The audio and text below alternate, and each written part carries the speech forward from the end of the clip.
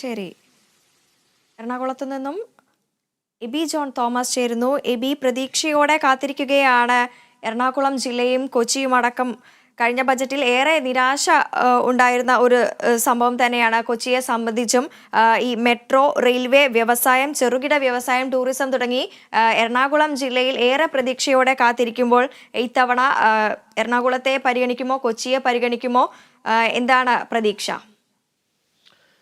എന്തായാലും നിർമ്മല സീതാരാമന്റെ ഏഴാമത്തെ ബജറ്റാണ്. ആ ഒരു വലിയ റെക്കോർഡിലേക്ക് നിർമ്മല സീതാരാമൻ കടക്കുമ്പോൾ കേരളവും കൊച്ചിയും വളരെ പ്രതീക്ഷയോടുകൂടി തന്നെയാണ് എല്ലാ തവണത്തേതും പോലെ ഈ ബജറ്റിനെ നോക്കിക്കാണുന്നത്. കാരണം ബജറ്റുകൾ അവതരിപ്പിക്കുന്നതിന് തൊട്ട് മുമ്പ് വരെ വലിയ രീതിയിലുള്ള പ്രതീക്ഷ വെച്ച് പുലർത്തുകയും തുടർന്ന് അതിനുശേഷം വലിയ രീതിയിലുള്ള നിരാശയിലേക്ക് പോവുകയും ചെയ്യുന്ന ഒരു പതിവ് എന്തായാലും കഴിഞ്ഞ വർഷങ്ങളിലൊക്കെ തന്നെ ഉണ്ടായിരുന്നു.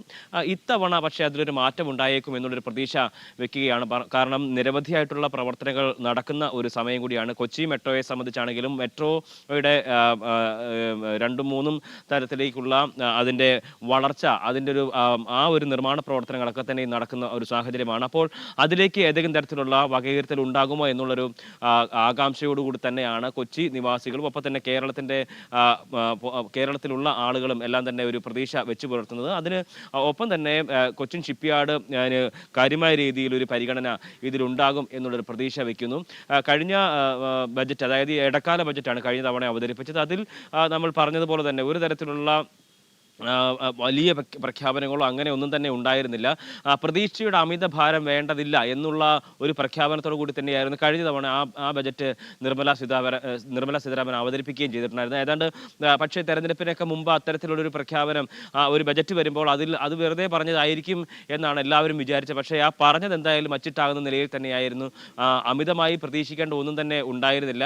വലിയ രീതിയിലുള്ള ആത്മവിശ്വാസത്തോടു കൂടി തന്നെ തെരഞ്ഞെടുപ്പിനെ നേരിടാൻ വേണ്ടി BJP ഒരുക്കമാണ് എന്നുള്ള ഒരു വിളംബരം കൂടിയായിരുന്നു ആ ബജറ്റ് അവതരിപ്പിച്ചുകൊണ്ട് നിർമ്മല സീതാരാമൻ പ്രഖ്യാപിക്കുകയും ചെയ്തിരുന്നത്. എന്തായാലും അതിൽ വലിയ രീതിയിലുള്ള ഈ പ്രഖ്യാപനങ്ങൾ ഉണ്ടാവാഞ്ഞതിനെ തുടർന്ന് തന്നെ വലിയ രീതിയിലുള്ള തിരിച്ചടി എന്തായാലും സർക്കാരിന്, മോദി NDAയ്ക്കും ഒപ്പം തന്നെ BJPക്കും ഉണ്ടാകുന്ന ഒരു നിലയുണ്ടായിരുന്നു. കാരണം അവർ പ്രതീക്ഷിച്ച നിലയ്ക്കുള്ളൊരു വിജയം കൈവരിക്കാൻ അവർക്ക് കഴിഞ്ഞില്ല. അതെന്തായാലും ആ ബജറ്റിലെ പ്രഖ്യാപനങ്ങൾ ഉണ്ടാവാതിരുന്നതും അതിനകത്ത് ഒരു കാരണം തന്നെയായി ചൂണ്ടിക്കാണിക്കാൻ കഴിയും. എന്തായാലും ഇനിയിപ്പോൾ ഇത്തരത്തിൽ കൈവിട്ടൊരു കളിക്ക് ഒരു അവസ്ഥയില്ല. കാരണം നിലവിൽ ഇനിയിപ്പോൾ വിവിധ സംസ്ഥാനങ്ങളിൽ തെരഞ്ഞെടുപ്പ് വരാനിരിക്കുന്ന ഒരു സാഹചര്യം കൂടിയാണ്. അപ്പോൾ തന്നെ എന്തായാലും ജനപ്രിയമായിട്ടുള്ള എന്തെങ്കിലും തരത്തിലുള്ള പ്രഖ്യാപനങ്ങൾ ഉണ്ടാവാതെ തരമില്ല എന്നുള്ളൊരു നിലയുണ്ട്. ഒപ്പം തന്നെ BJPക്ക് ഇതുവരെ ഒരു കഴിഞ്ഞ തവണയൊക്കെ കൃത്യമായ രീതിയിലൊരു ഒറ്റയ്ക്ക് ഭരിക്കുക എന്ന് പറയുന്ന നിലയിൽ തന്നെ വലിയൊരു ഭൂരിപക്ഷം ഉണ്ടായിരുന്നു. പക്ഷേ ഇത്തവണ കേവല ഭൂരിപക്ഷത്തിലേക്ക് ഒറ്റയ്ക്കെത്താൻ BJPക്ക് എന്തായാലും കഴിഞ്ഞിട്ടില്ല. അതുകൊണ്ട് തന്നെ സഖ്യകക്ഷികളുടെ അഭിപ്രായങ്ങൾ, സഖ്യകക്ഷികൾ പറയുന്ന കാര്യങ്ങൾ അതെല്ലാം തന്നെ ചെവിക്കൊള്ളേണ്ടതുണ്ട്. അതുകൊണ്ട് തന്നെ ബീഹാർ ഒപ്പം തന്നെ ആന്ധ്ര തുടങ്ങിയ സംസ്ഥാനങ്ങൾക്ക് വാരിക്കോരി കൊടുത്തേക്കും എന്നുള്ളൊരു ആ നിലയ്ക്കുള്ള ചില പ്രതികരണങ്ങളൊക്കെ തന്നെ ഈ ബജറ്റുമായി ബന്ധപ്പെട്ട് ഉണ്ടായിട്ടുണ്ട്. കാരണം മുന്നണി രാഷ്ട്രീയത്തിന്റെ അടിത്തടകളെല്ലാം തന്നെ പഠിച്ചിട്ടുള്ള 2 വ്യക്തികളാണ് ഇപ്പോൾ NDAയുടെ കൂടെ ഉള്ളത് എന്നുള്ളതാണ് ഏറ്റവും പ്രധാനപ്പെട്ട കാര്യമായി ചൂണ്ടിക്കാണിക്കാനുള്ളത്. എന്തായാലും കൊച്ചിയെ സംബന്ധിച്ചിടത്തോളം കൊച്ചി വിവിധങ്ങളായിട്ടുള്ള വിഷയങ്ങളിൽ വലിയ രീതിയിലുള്ള പ്രതീക്ഷ വെക്കുന്നുണ്ട്. മെട്രോ, അതിൻ്റെ കൊച്ചി മെട്രോയുടെ വളർച്ച, ഒപ്പം തന്നെ വാട്ടർ മെട്രോ, അതിൻ്റെ ഒരു വലിയ രീതിയിലുള്ള അതിൻ്റെ ഒരു സർക്യൂട്ട് വലുതാക്കുന്ന ഒരു സാഹചര്യം, ഒപ്പം തന്നെ കൊച്ചിൻ ഷിപ്പ്യാർഡ്, ഇതിനൊക്കെ തന്നെ കൃത്യമായ രീതിയിലുള്ള പരിഗണന ഉണ്ടാകുമോ എന്നുള്ളൊരു പ്രതീക്ഷ എന്തായാലും ഇവിടങ്ങളിൽ നിന്നുള്ള അല്ലെങ്കിൽ നമുക്ക് ഈ ആളുകളുടെയൊക്കെ ഒരു പ്രതികരണം തന്നെ എടുക്കുമ്പോൾ തന്നെ നമുക്ക് മനസ്സിലാക്കാൻ കഴിയുന്നുണ്ട്. ഒപ്പം കാർഷിക മേഖലയ്ക്ക് ഏത് തരത്തിലുള്ള പരിഗണനയാണ് നൽകാൻ പോകുന്നത് എന്നുള്ള ഒരു ആശങ്ക അല്ലെങ്കിൽ അത്തരത്തിലുള്ള ഒരു ആകാംക്ഷ കൂടി എന്തായാലും ഉണ്ട്. കാരണം ഈ കർഷക പ്രതിഷേധങ്ങളൊക്കെ തന്നെ നിലനിൽക്കുന്ന ഒരു ഘട്ടം കൂടിയാണ്. കർഷക പ്രതിഷേധം അത് വലിയ രീതിയിൽ സർക്കാരിൻ്റെ പ്രതിച്ഛായക്ക് തന്നെ മങ്ങലേൽപ്പിക്കുന്ന നിലയ്ക്കുള്ള ഒരുപാട് വിഷയങ്ങൾ ഈ സമരം കൊണ്ട് തന്നെ ഉണ്ടായിട്ടുണ്ട് എന്നുള്ള കാര്യത്തിൽ ഒരു തരത്തിലുള്ള തർക്കവുമില്ല. കാലങ്ങളായി കർഷകർ ഇപ്പോഴും സമരത്തിൽ തുടർന്നുകൊണ്ടിരിക്കുന്ന ഒരു സ്ഥിതിയാണ്. എന്തായാലും കർഷകർക്ക് കൃത്യമായ രീതിയിലുള്ള പരിഗണന നൽകിക്കൊണ്ട് തന്നെയുള്ള ഒരു ഇടപെടൽ എന്തായാലും ഉണ്ടാവണം എന്നുള്ളൊരു ആവശ്യം നിരന്തരമായി തന്നെ ഉയർന്നു വരുന്ന ഒരു സാഹചര്യമാണ്. ഒപ്പം തന്നെ മറ്റൊരു കാര്യമെന്ന് പറയുന്നത് കേരളത്തിനെ സംബന്ധിച്ചിടത്തോളം നെല്ലിനുള്ള താങ്ങുവില എന്നുള്ള ആവശ്യം അത് പല കാലങ്ങളായി തന്നെ ഇത്തരത്തിൽ ഉയർന്നു വരുന്ന ഒരു ആവശ്യമാണ്. പക്ഷേ ഒരിക്കൽ പോലും അത് വേണ്ട രീതിയിൽ പരിഗണിക്കപ്പെട്ട ഒരു സാഹചര്യമില്ല. ഒപ്പം തന്നെ റബ്ബറിൻ്റെ വിലയ്ക്ക് അതിനും താങ്ങുവില നിശ്ചയിക്കുക, അല്ലെങ്കിൽ അതിൻ്റെ റബ്ബറിൻ്റെ വിലക്കയറ്റം വില ഉയർത്തുന്നതിന് വേണ്ടിയിട്ടുള്ള നടപടികൾ ഉണ്ടാക്കുക തുടങ്ങിയിട്ടുള്ള ആവശ്യങ്ങൾ എന്തായാലും പൊതുവിൽ ഉയർന്നു വരുന്ന ഒരു സാഹചര്യമാണ്. പ്രത്യേകിച്ച് ഈ മുൻ വർഷങ്ങളെ അപേക്ഷിച്ച് ഇത്തവണ കേരളത്തിൽ നിന്നും 2 മന്ത്രിമാർ കൂടി ഉള്ള ഒരു സാഹചര്യം കൂടിയുണ്ട്. അതിൽ പാർലമെന്റ് തെരഞ്ഞെടുപ്പിൽ തന്നെ വിജയിച്ച് സുരേഷ് ഗോപി മന്ത്രിയായി തന്നെ വരുന്ന ഒരു സാഹചര്യം ഉണ്ടായിരുന്നു. അപ്പോൾ എന്തായാലും ആ നിലയ്ക്കുള്ള സംഭവങ്ങളൊക്കെ തന്നെ അത് കേരളത്തെ പ്രത്യേകമായി പരിഗണിക്കണം എന്നുള്ള ഒരു പറച്ചിലിന് ആക്കം കൂട്ടുന്ന ഒരു കാര്യം കൂടിയാണ്. എന്തായാലും കേരളം വളരെ പ്രസ്റ്റീജിയസ് ആയിട്ടുള്ള ഒരു സ്ഥലമായിട്ട് തന്നെയാണ് BJPയും കാണുന്നത്.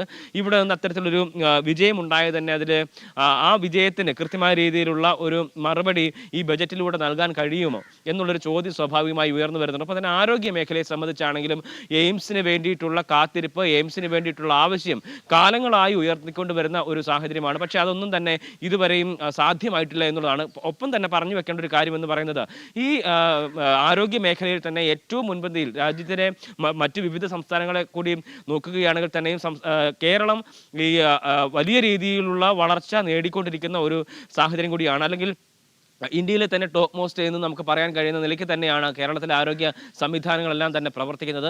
ആ കേരളത്തിലെ എയിംസ് എന്നുള്ള ഒരു സംവിധാനം അത് ഇത്രമാത്രം കാലങ്ങളിലായിട്ട് ഇതിങ്ങനെ ആവശ്യപ്പെട്ടുകൊണ്ടേ ഇരിക്കേണ്ട ഒരു സാഹചര്യമാണോ എന്നുള്ളൊരു ചോദ്യം സ്വാഭാവികമായി ഉയർന്നു വരുന്ന ഒരു നില കൂടിയുണ്ട്. എന്തായാലും ഇത്തവണത്തെ ബജറ്റിലെങ്കിലും എയിംസ് ഉണ്ടാകുമോ എന്നുള്ളൊരു അത്തരത്തിലുള്ള ഒരു പ്രതീക്ഷ ജനങ്ങളുടെ ഭാഗത്തു നിന്നും ഉണ്ടാകുന്നു.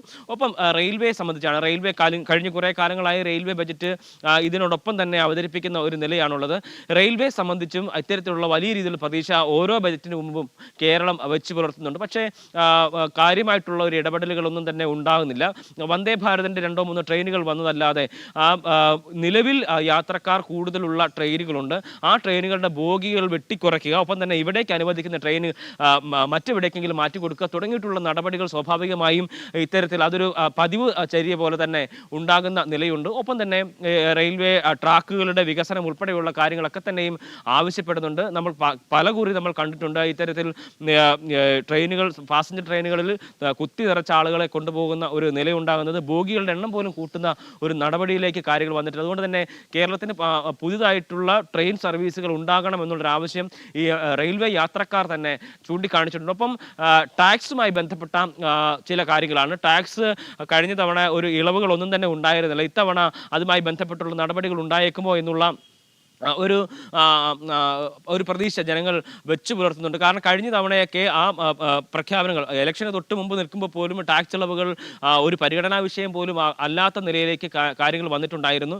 ഈ ടാക്സ് ഇനി ഉയർത്താൻ അല്ലെങ്കിൽ സ്ലാബുകളിൽ മാറ്റം വരുത്തുക എന്നുള്ള ഒരു നടപടിയാണ് ഉണ്ടാവേണ്ടത് എന്നുള്ളതാണ് പ്രധാനമായും ജനങ്ങൾ ചൂണ്ടിക്കാണിക്കുന്നത്. കാരണം സാമ്പത്തികമായി രാജ്യം 2-ാമത്തെയും 3-ാമത്തെയിലൊക്കെ നിലയിലേക്ക് കുതിച്ചുചാട്ടം നടത്തുമ്പോൾ പക്ഷേ സാധാരണക്കാരനായിട്ടുള്ള ജനങ്ങൾക്ക് അവരുടെ അവർക്ക് ചുറ്റുപാടുകൾ ആ നിലയ്ക്ക് വളരുന്നില്ല എന്നുള്ളതാണ് ഏറ്റവും പ്രധാനപ്പെട്ട ഒരു കാര്യം.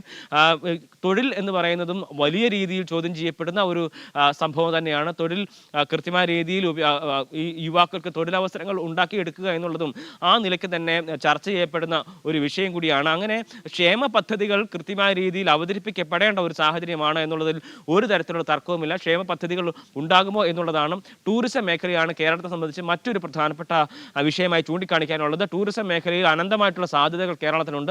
ആ സാധ്യതകളിലേക്ക് കൃത്യമായ രീതിയിലുള്ള അലോക്കേഷൻ ഈ ബജറ്റിൽ ഉണ്ടാകുമോ എന്നുള്ള ഒരു പ്രതീക്ഷ ആ മേഖലയിലുള്ളവർ തന്നെ പങ്കുവെക്കുന്നുണ്ട്. നമ്മുടെ ആലപ്പുഴ പോലുള്ള സ്ഥലങ്ങളിലൊക്കെ ആണെങ്കിലും ഈ ടൂറിസത്തിന് നല്ല രീതിയിൽ വളക്കൂറുള്ള ഒരു മണ്ണ് തന്നെയായി അത് കരുതപ്പെടുന്നുണ്ട്. ഹൗസ് ബോട്ട് മേഖല ഉൾപ്പെടെയുള്ള ആളുകളൊക്കെ തന്നെ ഇത്തവണത്തെ ഈ ബജറ്റുമായി ബന്ധപ്പെട്ട് വലിയ രീതിയിലുള്ള പ്രതീക്ഷ വെച്ചു പുലർത്തുന്നുണ്ട്. എന്തായാലും ഇത്തരത്തിലുള്ള പ്രതീക്ഷകളൊക്കെ തന്നെയും 11 മണിയോടുകൂടി നമുക്ക് അതിൻ്റെ യാഥാർത്ഥ്യത്തിലേക്ക് വരാൻ കഴിയും. പക്ഷേ ഇതൊക്കെ തന്നെയാണ് കൃത്യമായ രീതിയിലുള്ള ഒരു പ്രതീക്ഷയായി വെക്കുന്നത്. ഈ ശബരി റെയിൽപാത എല്ലാ ബജറ്റുകളിലും പറഞ്ഞു പോവുക, അല്ലെങ്കിൽ പ്രതീക്ഷയ്ക്ക് നമ്മളിങ്ങനെ ഓരോ തവണയും ഇങ്ങനെ ആകാംക്ഷയോട് കാത്തിരിക്കുകയും ചെയ്യുന്ന ഒന്നാണ്. ഒപ്പം തന്നെ അതിന് സമാനമായ രീതിയിലുള്ള നിരവധിയായിട്ടുള്ള റെയിൽപാതകളുടെ പ്രഖ്യാപനങ്ങൾ പലകുറി ഉണ്ടായിട്ടുണ്ടെങ്കിലും അതിലേക്ക് നടപടികളിലേക്ക് എത്തിയിട്ടില്ല എന്നുള്ളതാണ് പ്രധാനമായും ചൂണ്ടിക്കാണിക്കാനുള്ള കാര്യം. ആ വിഷയങ്ങളിലൊക്കെ തന്നെയും പ്രത്യേകമായിട്ടുള്ള ശ്രദ്ധ ഇത്തവണ ഉണ്ടാകും എന്നുള്ളൊരു പ്രതീക്ഷയാണ് പൊതുവിൽ ഉന്നയിക്കാനുള്ളത്. ഒപ്പം തന്നെ സ്വർണം ഇറക്കുമതിയുമായി ബന്ധപ്പെട്ട് സ്വർണം വാങ്ങുന്ന ആളുകളുടെ എണ്ണം അതൊക്കെ തന്നെ കേരളത്തിൽ വലിയ രീതിയിൽ ഉയർന്ന ഒരു നില തന്നെയാണ് നിലവിലുള്ളത്. അതിൻ്റെ ഇറക്കുമതി തീരുവ കുറയ്ക്കണമെന്നുള്ളൊരു ആവശ്യമാണ് സ്വർണ്ണ വ്യാപാര മേഖലയിലുള്ളവർ, അസോസിയേഷൻ ഉൾപ്പെടെയുള്ള ആളുകൾ തന്നെ അതിൽ ചൂണ്ടിക്കാണിക്കുന്നത്. ആ നിലയ്ക്ക് അതിൻ്റെ സ്വർണത്തിൻ്റെ തീരുവ കുറച്ചാൽ തന്നെ ഇപ്പോൾ നടക്കുന്ന സ്വർണ്ണ കള്ളക്കടത്ത് ഉൾപ്പെടെയുള്ള കാര്യങ്ങളെ കൃത്യമായ രീതിയിൽ അതിനെ ഇല്ലാതാക്കാൻ കഴിയും. ഒപ്പം തന്നെ സ്വർണത്തിൻ്റെ വില റെക്കോർഡ് വില നിലനിൽക്കുന്ന ഒരു സാഹചര്യം കൂടിയാണ്. അതിൽ വലിയ രീതിയിലുള്ള കുറവുണ്ടാവാനും ഈ തീരുവ കുറച്ചു കഴിഞ്ഞാൽ സാധിക്കും എന്നുള്ളതാണ് ആ മേഖലയിലുള്ള പ്രധാനപ്പെട്ട അല്ലെങ്കിൽ അതുമായി ബന്ധപ്പെട്ട വിദഗ്ധർ ചൂണ്ടിക്കാണിക്കുന്നത്. ഇങ്ങനെ നിരവധിയായിട്ടുള്ള വിഷയങ്ങൾ, റബ്ബറിൻ്റെ വിലയുടെ കാര്യം, നെല്ലിൻ്റെയും റബ്ബറിൻ്റെയും വിലയുടെ കാര്യത്തിലാണ് കാർഷിക മേഖല. ഒപ്പം തന്നെ ഇടവിളകൾക്ക് ഒപ്പം തന്നെ ഈ ഏലം, ഗ്രാമ്പു തുടങ്ങിയിട്ടുള്ള വിളകൾക്കൊക്കെ തന്നെയും കൃത്യമായ രീതിയിലുള്ള താങ്ങുവില നൽകുക, അതിനുള്ള സംരക്ഷണം ഒരുക്കുക തുടങ്ങിയിട്ടുള്ള കാര്യങ്ങളാണ്. തൊഴിൽ ആണ് ഏറ്റവും പ്രധാനപ്പെട്ട ഒരു കാര്യം. ഈ കഴിഞ്ഞ 10-12 കൊല്ലമായി തന്നെ ഈ തൊഴിൽ വലിയ രീതിയിലുള്ള കുറവ് ഉണ്ടായിട്ടുണ്ട്, തൊഴിൽ നഷ്ടം ഉണ്ടായിട്ടുണ്ട്. ഈ തൊഴിൽ മേഖല കൃത്യമായ രീതിയിൽ വികസനം ഉണ്ടായിട്ടില്ല എന്ന് തുടങ്ങിയിട്ടുള്ള, അല്ലെങ്കിൽ തൊഴിൽ സാധ്യതകൾ ഉണ്ടായിട്ടില്ല എന്നുള്ള വിമർശനങ്ങളൊക്കെ തന്നെ കൺമുന്നിൽ നിൽക്കുന്ന ഒരു സാഹചര്യം കൂടിയാണ്. അതിനൊക്കെ തന്നെയും ഒരു പരിഹാരം ഉണ്ടാവുക എന്നുള്ളത് തന്നെയാണ് ഈ ബജറ്റിൽ പ്രതീക്ഷ വെച്ചുകൊണ്ട് ഈ കേരളം, ഒപ്പം തന്നെ ഇന്ത്യയിലെ സാധാരണക്കാരായിട്ടുള്ള ജനങ്ങളെല്ലാം തന്നെ ആവശ്യപ്പെടുന്നത്. ശരി, മൂന്നാം മോദി സർക്കാരിന്റെ ആദ്യ ബജറ്റ് ധനമന്ത്രി നിർമ്മല സീതാരാമൻ അവതരിപ്പിക്കാനിരിക്കെ ഏറെ പ്രതീക്ഷയിലാണ് വ്യവസായ മെട്രോ നഗരമായ കൊച്ചിയും എറണാകുളം ജില്ലയും.